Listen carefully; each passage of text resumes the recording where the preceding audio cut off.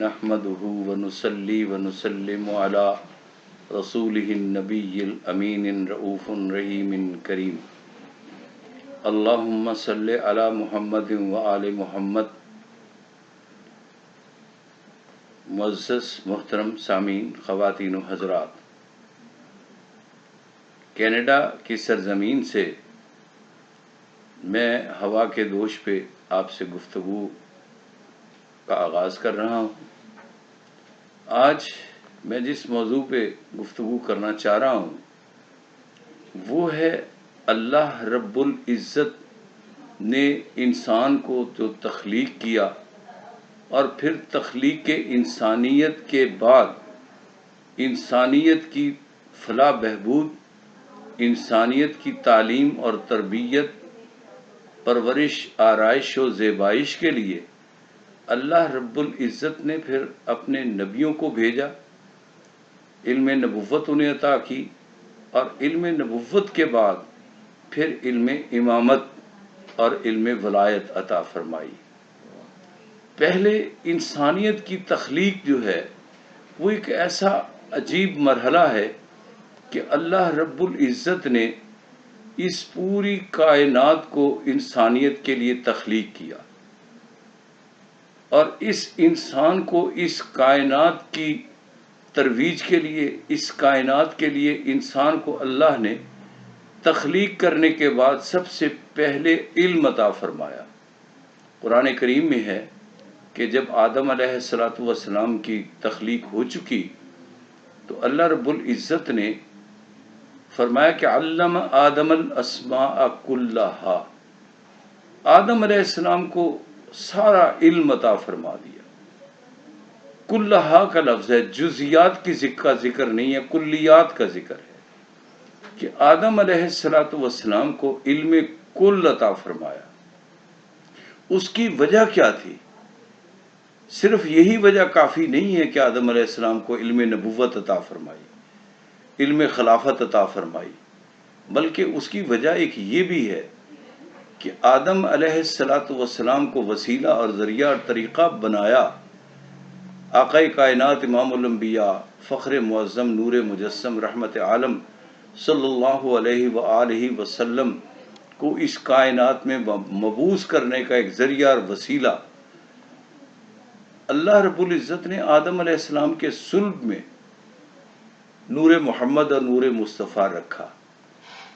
ہاں، علماء متقدمین نے لکھا ہے کہ جب آدم علیہ السلام کو حکم دیا گیا فرشتوں کو کہ ان کو سجدہ کرو، فَاسْجُدُوا لِآدَمَ، تو وہ دراصل آدم علیہ السلام کو سجدہ کم لیکن تعظیماً و احتراماً جو سجدہ کروایا گیا وہ نور محمد کو تھا صلی اللہ علیہ وسلم، نور مصطفیٰ، چونکہ وہ آپ کی صلب میں تھا۔ آدم علیہ السلام کائنات میں تشریف لائے، اس دنیا میں تشریف لائے، ان سے پھر بچے ہوئے۔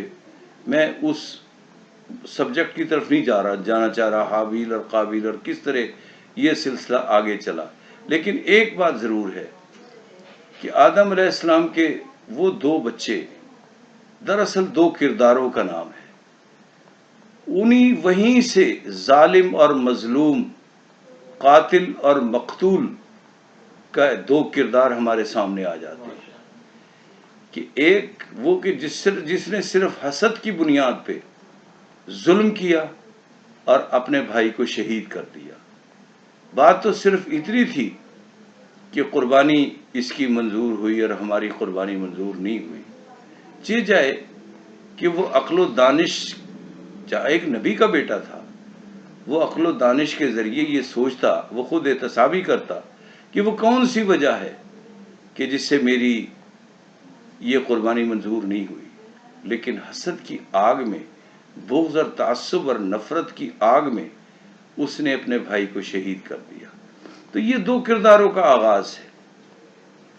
اب جو انسانیت پھلتی پھولتی گئی، پھر آدم ثانی سیدنا نوح علیہ السلام کائنات میں تشریف لائے، لوگوں نے ان کی بھی بڑی تصحیح کی، ان کی بھی تکذیب کی، ان کا بھی مذاق اڑایا، لیکن اللہ رب العزت نے نوح علیہ السلام کو بھی وہی میسج اور وہی پیغام جو آدم علیہ السلام کو دے کے بھیجا تھا، وہی میسج اور وہی پیغام پوری کائنات اور انسانیت کے لیے نوح علیہ السلام کو بھی وہی پیغام دیا۔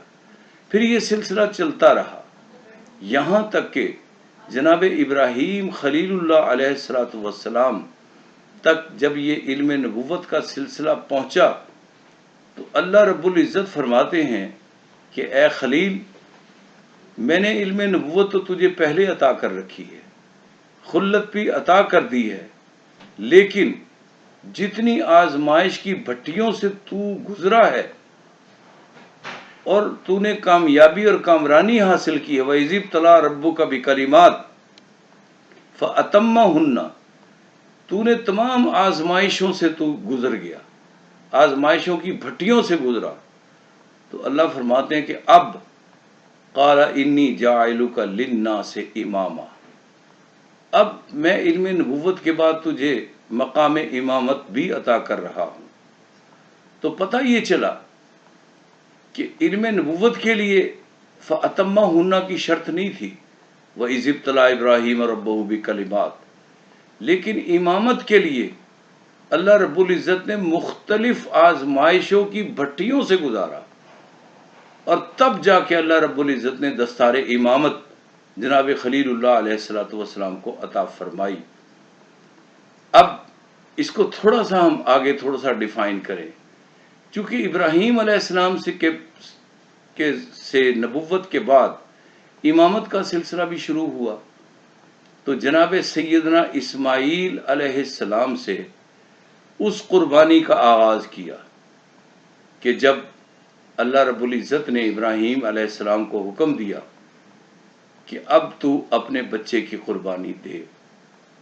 اب یہاں یہ بات بھی قابل ذکر ہے کہ ابراہیم علیہ السلام نے تو خواب میں دیکھا تھا، اور انہوں نے اپنے بیٹے سے یہ ذکر بھی کر دیا کہ بیٹا انی اری فی المنام لاذبحک، کہ میں نے خواب میں دیکھا ہے کہ چھری میری ہے، گردن تیری ہے، میں تجھے ذبح کر رہا ہوں، فانظر ماذا تری، تیری مرضی کیا ہے، تیری رائے کیا ہے۔ اب اسماعیل علیہ السلام فوراً بولے کہ یا ابت افعل ما تؤمر، ابا جی جو آپ کو حکم دیا گیا ہے کر گزریے۔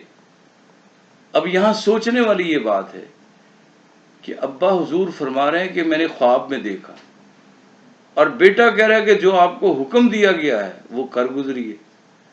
دراصل چونکہ وہ نبی کا بیٹا تھا، وہ اسرار و رموز نبوت سے واقف تھا، اس لیے وہ جانتا تھا کہ نبی کا خواب عام لوگوں کے خواب جیسا نہیں ہے۔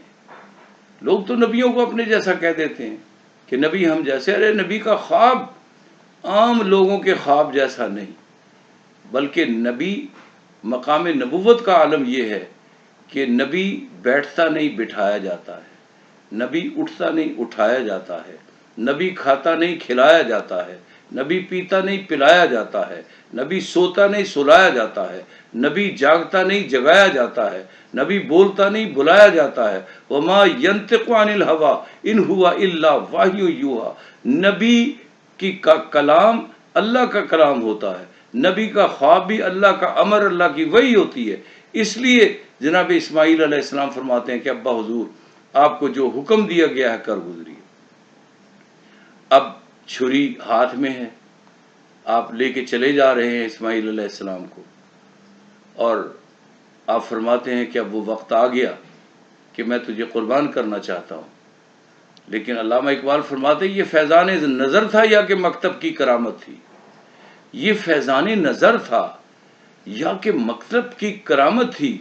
سکھلائے کس نے اسماعیل کو آداب فرزندی، کہ اسماعیل علیہ السلام عرض کرتے ہیں ابا حضور آپ مجھے الٹا لٹا لیجئے، آپ اپنی آنکھوں پہ پٹی باندھ لیجئے، کہیں ایسا نہ ہو کہ میں سیدھا لیٹا ہوں، آپ کی آنکھوں پہ پٹی نہ ہو، آنکھوں سے آنکھیں چار ہو جائیں، آپ کے پائے استقامت میں تزلزل آ جائے، آپ کا ہاتھ شفقت پدری سے مغلوب ہو کے کہیں کانپ نہ جائے، میرا قربان ہونا اور آپ کا قربان کرنا یہ سب رائیگاں نہ چلا جائے، اس لیے آپ اپنی آنکھوں پہ پٹی باندھ لیجئے اور مجھے الٹا لٹا لیجئے۔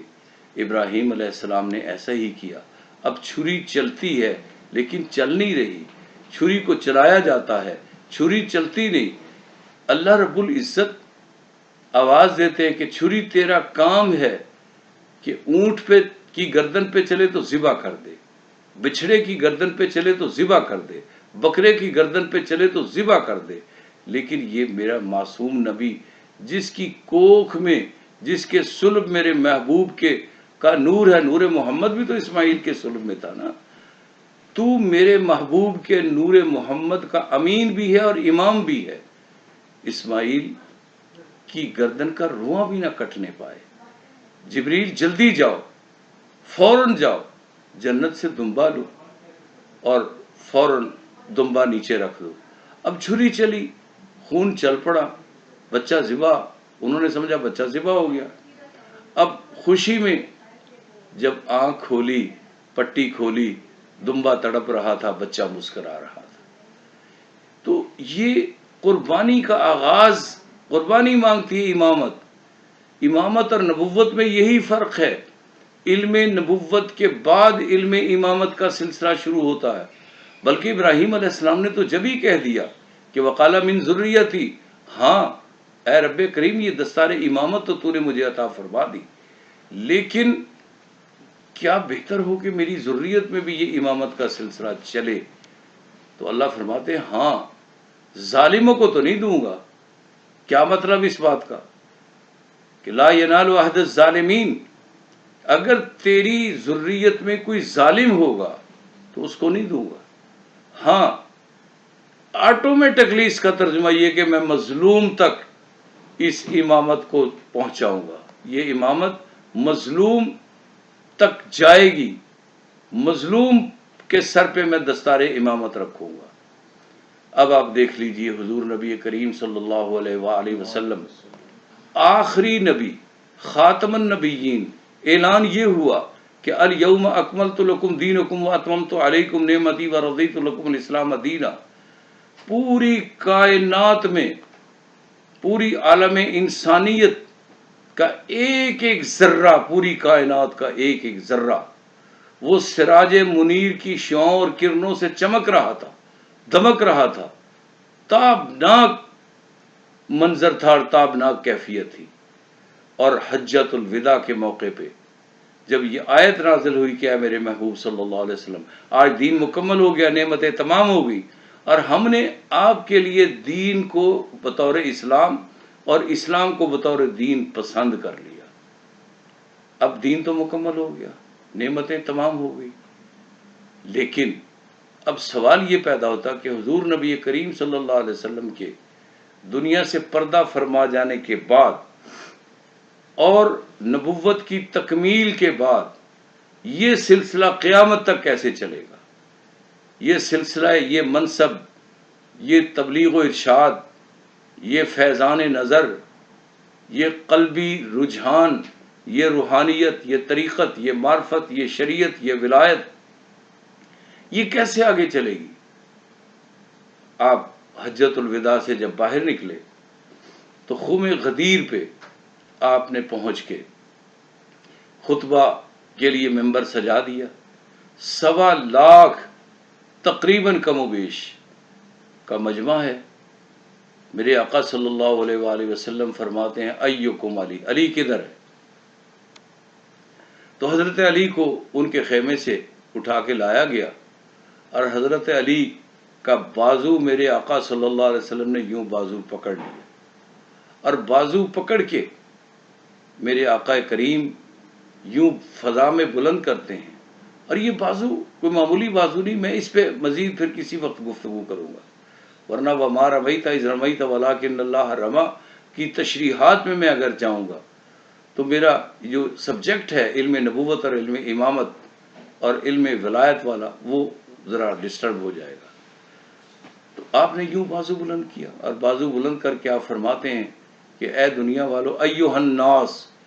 اب یہاں ہمارے جو خطیب ہیں نا بیچارے، وہ آدھا خطبہ پڑھ دیتے ہیں.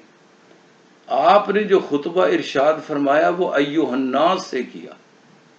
وہ جو 1.25 لاکھ صحابہ کرام تھے مخاطب، ان صرف مخاطبین کو خطاب نہیں کیا، بلکہ آپ کے خطبے کا آغاز ایھا الناس. یعنی پوری کرۂ ارضی پہ بسنے والی انسانیت۔ اب آپ اندازہ لگائیے، جب ابراہیم خلیل اللہ علیہ السلام کو دستار امامت دی گئی تب بھی یہی لفظ ارشاد فرمایا گیا، انی جاعلک للناس اماما۔ جب حضور نبی کریم صلی اللہ علیہ وآلہ وسلم نے فاران کی چوٹیوں پہ کھڑے ہو کے اعلان کیا تو تب بھی ایھا الناس انی رسول اللہ علیکم جمیعا۔ اب جب یہ خطبہ خم غدیر کا دیا جا رہا ہے اس میں بھی میرے آقا صلی اللہ علیہ وآلہ وسلم ایھا الناس کہہ کے ارشاد فرماتے ہیں، اے اس تاروں بھرے آسمان کے نیچے، اس سرسبز و شاداب زمین کے اوپر رہنے والوں، ساری انسانیت، کیا من کنت مولا ہو فہذا علی مولا، جس کا میں مولا ہوں اس کا علی مولا ہے۔ یعنی علی کی ولایت کو اپنی ولایت کے ساتھ استنباط کر دیا، مکس اپ کر دیا، مشروط کر دیا کہ مجھے جو ولی مانتا ہے، مجھے جو مولا مانتا ہے، مجھے جو نبی مانتا ہے، مجھے جو رسول مانتا ہے، مجھے جو خاتم النبیین مانتا ہے، اس کے لیے یہ شرط ہے کہ اس کا یہ دین، یہ ایمان، یہ ایقان، یہ میری نبوت پہ ایمان لانا، میری رسالت پہ ایمان لانا، میری ختم نبوت پہ ایمان لانا، اس کی تکمیل تب ہوگی جب میرے علی کو ولی مانے گا۔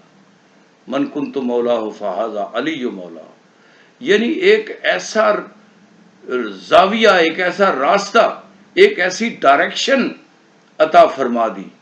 تبھی تو اللہ رب العزت نے اعلان فرما دیا تھا، قل ان کنتم تحبون اللہ فاتبعونی یحببکم اللہ، کہ جو اللہ سے محبت کرنا چاہتا ہے نا، اللہ سے پیار کرنا چاہتا ہے، تو میرے آقا صلی اللہ علیہ وسلم فرماتے ہیں کہ حب الہی اور حب رب کریم کا راستہ کیا، فاتبعونی، میں محمد کی اتباع کرو، میں محمد کی غلامی کرو، میرے قدموں میں آ جاؤ، میری ڈائریکشن دیکھو، میں کیا کہہ رہا ہوں، میں جو ڈائریکشن دے رہا ہوں وہ علی کی طرف ہے، کہ میرے بعد علم نبوت کے بعد علم امامت، علم ولایت، اور دوسرے مقام پہ میرے آقا صلی اللہ علیہ وسلم نے اس کو یوں ارشاد فرمایا کہ انا مدینۃ العلم علی بابھا، میں علم کا شہر ہوں، علی اس کا دروازہ ہے۔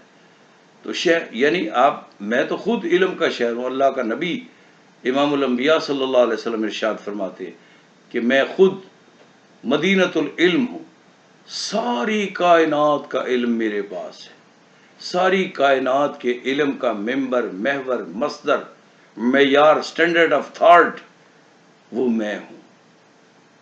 شہروں کا علم میرے پاس، دیہاتوں کا علم میرے پاس، زمینوں کا علم میرے پاس، پہاڑوں کا علم میرے پاس، ارضیات کا علم میرے پاس، ارے سمندروں اور دریاؤں کا اور آبی مخلوق کا علم میرے پاس، پھولوں اور کلیوں کا علم میرے پاس، نباتات اور جمادات و حیوانات کا علم میرے پاس، اور موسمیات و ماحولیات کا علم میرے پاس، فضاؤں اور خلاؤں کا علم میرے پاس، ستاروں، چاند اور سورج کا علم میرے پاس، آسمانوں کا علم میرے پاس، سدرۃ المنتہا کا علم میرے پاس، عرش معلیٰ کا علم میرے پاس، لوح و قلم کا علم میرے پاس، انا مدینۃ العلم، میں علم کا شہر ہوں۔ لیکن اگر تمہیں علم چاہیے، اگر لکھاریوں کو علم چاہیے، صحافیوں کو علم چاہیے، دانشوروں کو علم چاہیے، مصنفوں کو علم چاہیے، پیروں کو علم چاہیے، مشائخ کو علم چاہیے، خطباء کو علم چاہیے، علماء کو علم چاہیے، شاعروں کو علم چاہیے، دانشوروں کو علم چاہیے، تو پھر کیا کرو؟ اب یہ ہے ڈائریکشن۔ فرمایا انا مدینہ، علم کا شہر تو میں ہوں، لیکن ڈائریکشن کیا ہے کہ اگر تمہیں علم چاہیے تو علی بابھا، علی ہے مین گیٹ، علی ہے کہ بارگاہ میں آ جاؤ، علی تم سے کہے گا سلونی سلونی، مجھ سے پوچھو۔ تو علم نبوت، علم امامت اور علم ولایت، میں اسی سبجیکٹ کو انشاءاللہ اگلے خطبے میں لے کے چلوں گا۔ یہاں میں نے تمہیداً جو میں نے گفتگو عرض کی ہے اسی پہ میں آپ سے اجازت چاہتا ہوں۔ وآخر الدعوانا ان الحمد للہ رب العالمین۔